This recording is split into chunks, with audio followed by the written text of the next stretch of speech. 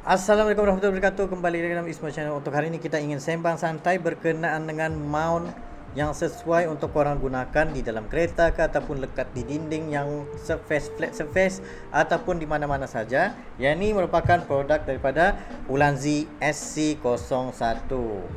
Ni.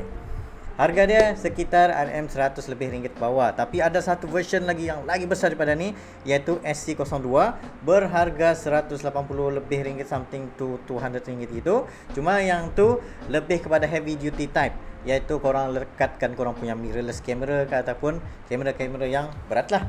Dan this is the product. Apa kelebihan dia dengan produk ini yang kita boleh katakan, iaitu produk ni bukan macam typical punya mounting lah. Sebab yang selalunya kalau yang kita beli di SP ke TT tu, mounting dia jenis yang lekat gitu pak, ataupun yang jenis screw gitu, terus dia lekat. Tapi kadang-kadang bila sesuatu yang berat, sesuatu yang macam ada gegaran, pasti dia terbuka balik. Dan kelebihan dia ialah kalau korang purchase this Ulanzi SC01 yang berharga aku dapat dalam RM80 ke bawah ini, iaitu dia ada satu lagi kelebihan, korang boleh adjust 360. Contoh korang dah lekat korang punya kamera, sambil-sambil tu korang boleh adjust lagi untuk betulkan position, ataupun tambah lagi, ataupun tambah sini lagi untuk mirror dan sebagainya. Contoh macam ini, aku lekatkan aku punya telefon. So sekarang dia sudah ada satu setup lah yang cantik.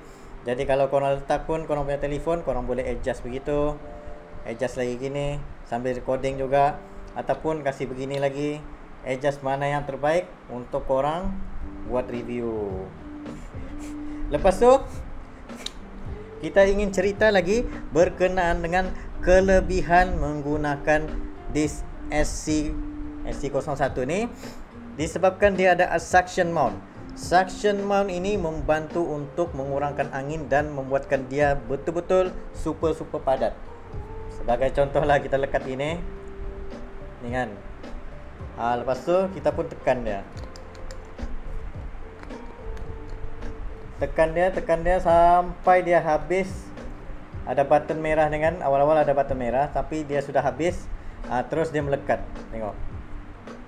Inilah. Tapi ini ialah kotak kan, memang kuranglah melekat. So, dia akan ada efek begini.